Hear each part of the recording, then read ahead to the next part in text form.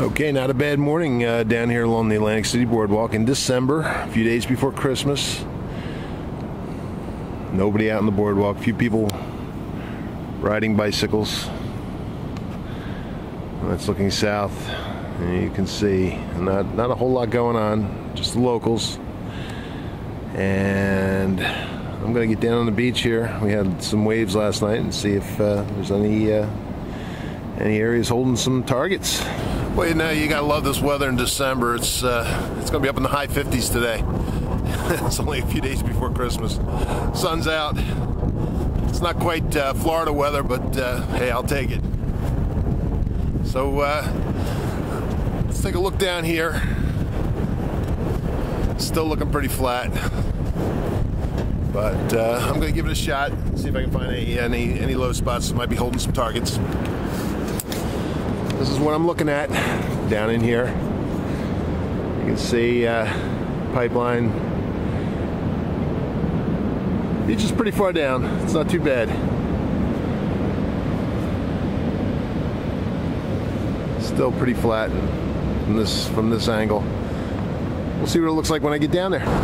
Okay, well, I'm down here by the water, down below the high tide line, and it's still looking pretty flat. Nothing really pops out at me, with the exception of one area, and this is it. You can see right down there. You see that saturated area down in there. That's a little cut-in area, and we'll give it a shot. Let's see where. Take a walk down there and see what it looks like. But pretty much devoid of shells and rocks. It's pretty flat. I'm not expecting, there's really no slope area. A little bit of a slope up in that area, but not a whole lot. I'll give that saturated area a little low spot. I'll give that a try, and then I'll move a little farther south where I saw some better conditions. Here's the rest of the beach. Like I said, really flat. But this is the area that I'm hunting. See, it's saturated. It's a cut-in. It's where a rip is formed in the water, in the surf, and it's blown pressurized surf into this area. And it's actually cutting this area out very slightly. The couple different scenarios that it actually brings targets in and cuts them out of the bank. And I don't know if you can see in this area, but it's a little more of a slope than the rest of the beach. It gets a lot flatter as you go north, as well as behind me south. This area right here, right in the center, I hit a quarter, very deep quarter. I was hunting in all metal mode with the sensitivity cranked up. Very important in these conditions. As high as you can get your sensitivity. I use an Excalibur, and the highest I can get my sensitivity in all metal mode, I run it that way. Listen for every little flutter, every little chirp, and got that heavy quarter, spiraled out around it.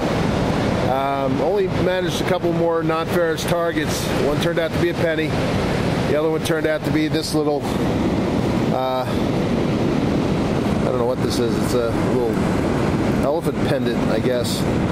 Unfortunately, it's not gold, but it looks copper to me. Has a little onyx inside. It's a nice little piece of costume jewelry. Unfortunately, it's not precious metal.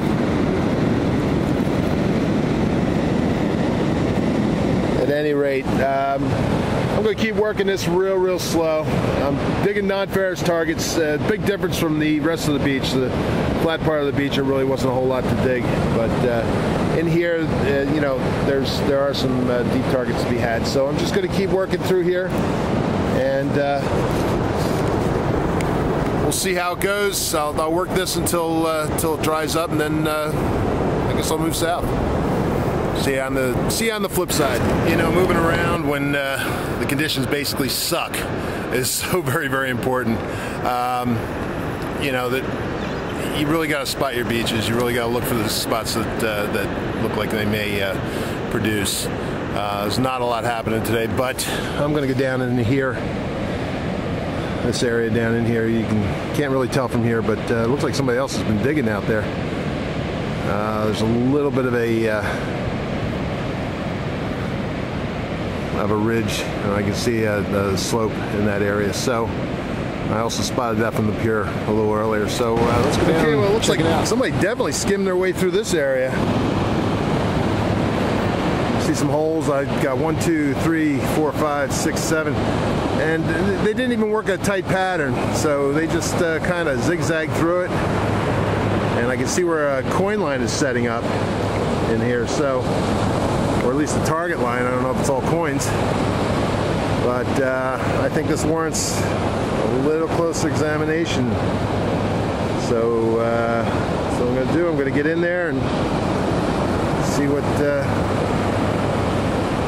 this looks like. Okay, well, this is interesting. Tide's starting to come back in, but I can see, you can still see a lower part of the surf down here where I'm hunting. A lot of embedded shells and pebbles in this area. This is a semi-hard area. Underfoot, you don't sink into the sand. Once you get past that last hole there, right where that wave just came up into, you see the pebbles get less and less as you get down. And it gets real spongy in that area. I'm not getting a whole lot down there. What's happening is anything heavy sinks deep down into that spongy sand. In this area, right where you see the embedded shells, it's nice and hard underfoot. That's still holding heavy targets. I got a couple quarters and a nickel out of this area so far. So that's a good sign, knowing that it holds a little bit heavier targets. I'm just going to work it slow and all metal and listen for the deep stuff. Remember, all metal, keep your sensitivity up. Check it and discriminate. Listen for the deepest signals you can find. In this kind of conditions, that is what is going to bring the gold home. So I'm just going to keep working through this, and let's see where it goes.